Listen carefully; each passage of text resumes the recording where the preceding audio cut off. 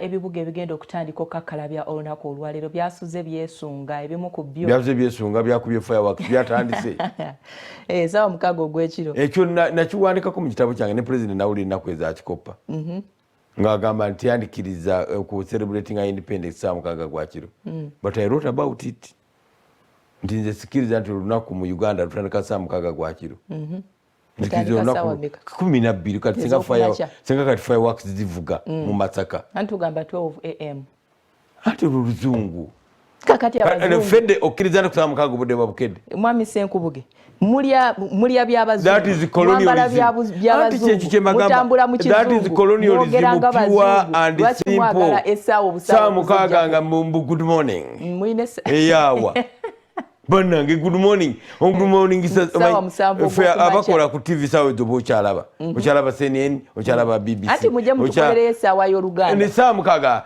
good morning. I can see you live. What are you talking about? Fe good morning yeno era tukugamba gwali eyo emambi embala kusala. Tukugamba tubudde bukedde. Good morning wasotya nogwe omulabi wa Sol TV amachagolo alero. Ebuge ebipya tugenda kubanga tubyogerako kubanga ne mawulire ebyo bigenda kubanga mwebiri bingi ne we wish you luck and love. Oba mugenda biyita mutya MCC ziri musatu. Masaka City Council, Mbale City Council, Mbarara City Council. Karibani ufune ngeri gye bayabulamu. Mchubudi. MCC ziri mwezi. Naye nawulidde mawulire gamu wano. Nasanyuse nga ndaba meya w'e Masaka abeebaza kubanga actually mwakola omulimu munene nnyo okulwanirira site ye. Bali bagiganye. Kituufu.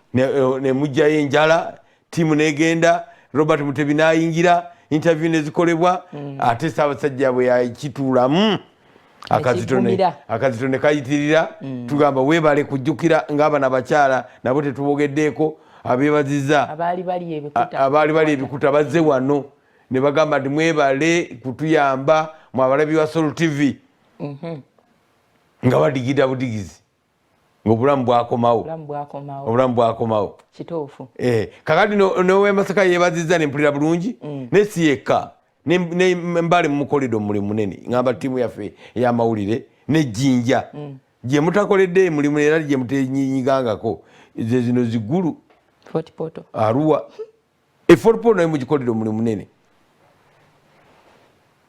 ne Jjinja okusinga Masaka. It has been very good. Okay, people power.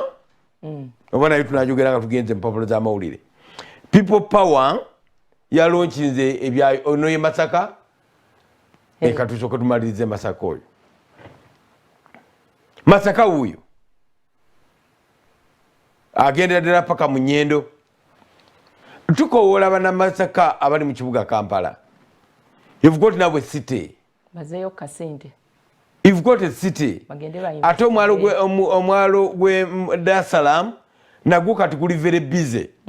Therefore bw'obanga mugenda kukola beba bayonoona ekibuga ekyo ge majja agabadde galwanirayo oba ba UPDF si UPDF teriiko kubalwanirayo ne abo Abatanzania nga balwanagana n'aba Tito nga balwanagana na Idi Amin Dada ne Museveni nga jjo kuwamba ekibuga. Yes, that is the city.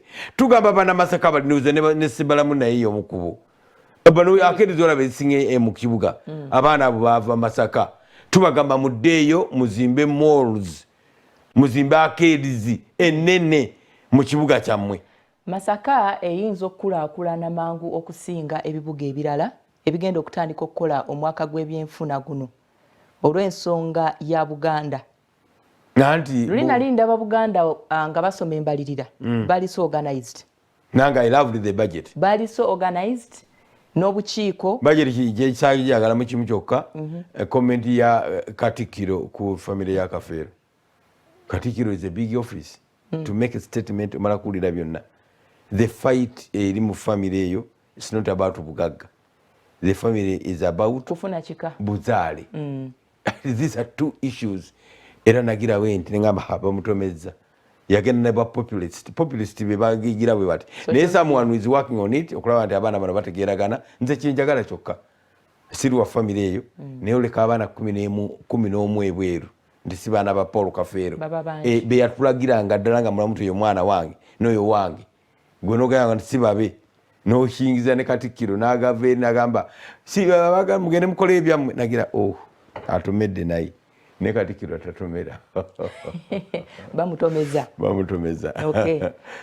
ebibuga ebimu ebitannaba kukakkalabya bijja kubanga bitandika mu myaka egiddako nga bwe tugenda okweyongera kuba batondawo ebibuga 15 municipalities 15 ze zirina okusuumusibwa zituusibwe ku ddala ly'ekibuga naye 2021 mwabaddemu ebyo ebitandise olunaku olwaleero Arua, Fort Portal, Gulu, Jinja, Mbarara, Mbale awamu ne Masaka.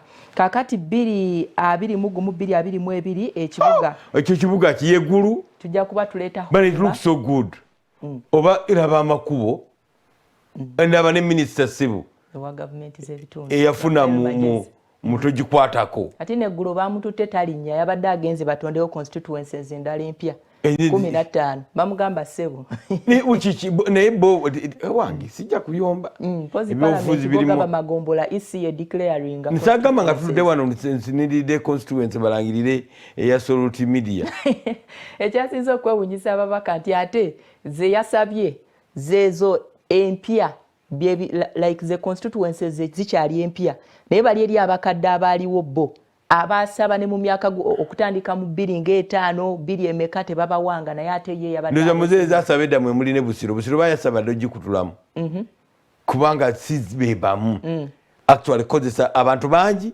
naye si beebamu ab'oku main road ontegedde thinking yaabwe endala n'ebizibu byabwe birala main road ntegeeza Kajjansi ntegeeza sise kutetuuka ntegeeza Kajjansi ntegeeza Kitala ntegeeza ne bayita ababiri etuukayo actually negenda eri Kasenyi kati nebeera njawufu nnyo ku Nakawuka Nsaggu Kasanje Bussi bizibu byanjawulo idea za njawulo endowooza za njawulo bano ba mu kibuga babeera ba opposition balimu ba mukyalo babeera ba movement bayut okay atugamba ababaka nti muswadde bakirwanyisizza tibannaba kyagenze kujja kudda okujjako nga ababaka abamu babakoledde kye baagala tugenda kwatubumula mu